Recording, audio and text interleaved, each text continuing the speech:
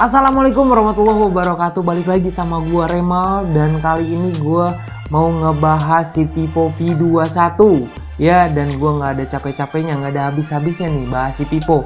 Apalagi Vivo udah mau ngeluarin next generasinya dari V20 yaitu V21 ya. Nah, dan ini yang gua pegang ini warnanya di Sunset Diesel dan di Dust Blue, dan sebelah gue ini warnanya Dust Blue ya. Dan ini ada dua warna, wow, juara banget ya. Oke, dan ngomongin si Vivo V21 ini ya, atau V series ini ya, untuk kamera spektakulernya sendiri sebagai keluarga V series udah nggak usah ditanya lagi kalau urusan si kameranya sendiri ya. Karena untuk di kamera depan dia udah dibekali atau udah ditancap dengan kamera 44 megapiksel ya. Ditambah udah ada optical stabilization-nya juga. Dan untuk di kamera belakangnya sendiri ya teman-teman, kamera belakangnya yang sama-sama udah dibekali optical stabilization ini, dan beberapa fitur seperti super night kamera, ada juga 8 megapiksel di ultra wide yang udah bisa menyungsung sudut pandang hingga 120 derajat, dan ada juga di 2 megapiksel untuk kamera makronya sendiri ya. Untuk videonya sendiri dia udah bisa merekam dengan resolusi 4K di 30 frame rate per second.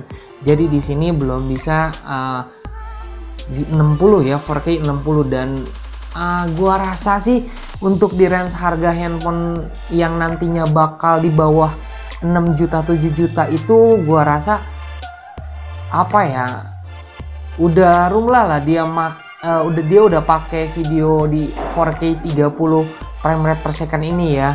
Nah, next kita lanjut ke dapur pacunya sendiri ya teman-teman. Apalagi di dapur pacunya ini dia udah dibekali ya sistem Android 11 ya, yang dibalut dengan pantot OS 11.1 ya, dan ditanamkan chipset MediaTek Dimensity 800U 5G ya, octa-core juga, dan kecepatannya itu di 7 nanometer. Wow, ini sih kalau misalkan gua main game kayak PUBG itu udah nggak usah ditanya lagi, udah pasti kencang sih. Apalagi ditambah refresh rate layar yang katanya dia udah dibekali 90 Hz juga ya, ditambah RAM 8GB yang bisa diperluas hingga sampai 11GB guys.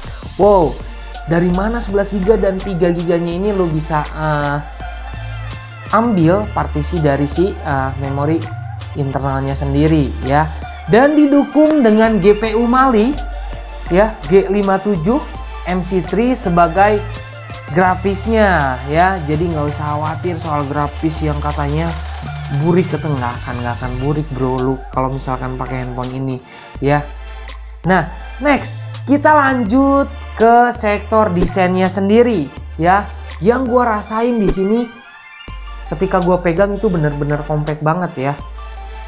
Nah, di Vivo V21 ini hadir dengan ultra slim body ya, yang katanya diklaim sebagai smartphone tertipis di Indonesia. Wow, juara banget sih kalau kata gue, tertipis di Indonesia ya. Dengan bentang layar 6,4 inch dan udah Super AMOLED juga, dan ditambah udah mendukung refresh rate layar sampai 90 Hz ya.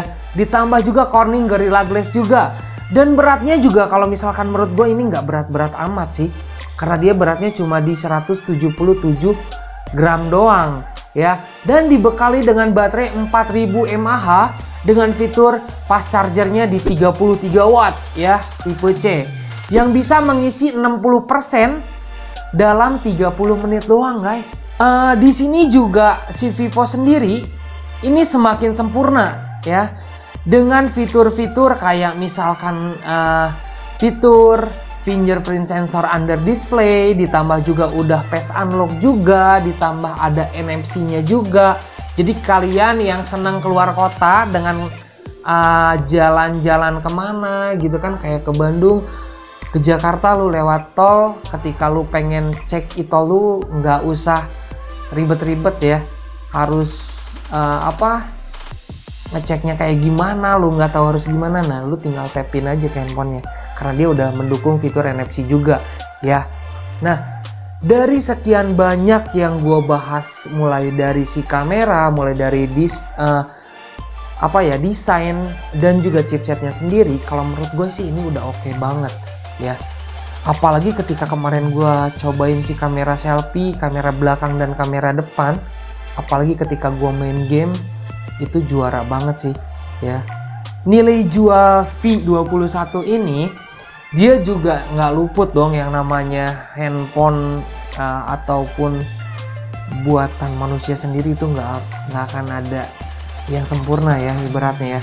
Ada juga kekurangannya ya, karena dia masih pakai layar poni dengan tetesan air kayak gini kalau misalkan kalian lihat ya. Dan ditambah juga dia masih pakai speaker mono juga ya, speaker mono. Nah, jadi kesimpulannya buat gue sendiri nih, buat gue pribadi, gue senang main game, gue senang foto-foto. Ini sih rekomendasi banget buat kalian ya, rekomendasi banget karena mulai dari fitur kamera yang lengkap ya kan, ditambah chipsetnya yang udah bener-bener ngebut banget sih menurut gua dengan grafis Mali G57 ini ya. Nah, untuk kalian semua, jadi kesimpulannya di sini yang gua tadi sebutin itu cocok banget buat kalian yang senang foto-foto ataupun main game ya. Dan kekurangannya di sini tuh cuma dua doang ya, kameranya yang masih pakai water dot screen, dan yang satu lagi untuk si kekurangannya itu ada di speaker mononya guys ya. Dan yang jadi ngebedain di sini, dia tuh nggak punya yang namanya jack audio ya untuk ininya. Jadi dia langsung lewat port pengecasan. Oke, jadi beda sih. Dia kalau gua unboxing kemarin yang gua lihat itu dia dikasih injektor untuk si ininya, si headsetnya sendiri ya.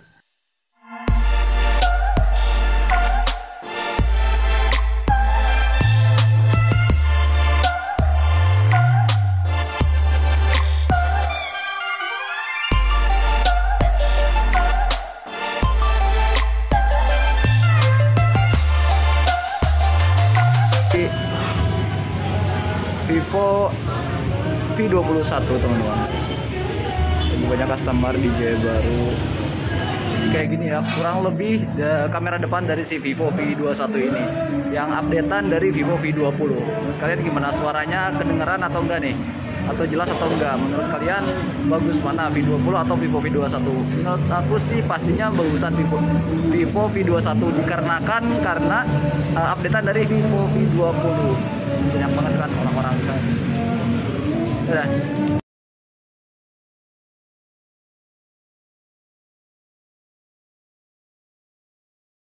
Nah oke guys, itu yang udah gua bahas dan gua kasih tahu ke lu pada ya soal spesifikasi, kelebihan dan kekurangan si V21 ini yang akan launching di tanggal 24 nanti ya. Jadi buat kalian yang udah nunggu, yang udah mau beli si V21 ini, apalagi untuk warga Purwakarta ya, gua saranin lo belinya di Jaya Baru ya, karena banyak banget promo, banyak banget promo-promo menarik, dan selalu ada giveaway buat kalian ya. Dan buat teman-teman semua dan buat penonton gua, penonton setianya Jaya Baru, sobat-sobat Jaya Baru, jangan lupa like, komen, share ke teman-temannya, dan subscribe channelnya Jaya Baru ya. Dan jangan lupa di follow juga IG-nya Jaya Baru, TikTok-nya Jaya Baru, karena di sana itu banyak banget tips-tips ngerawat handphone dan seputar teknologi lainnya. Makasih buat semuanya, see you next time dan bye-bye.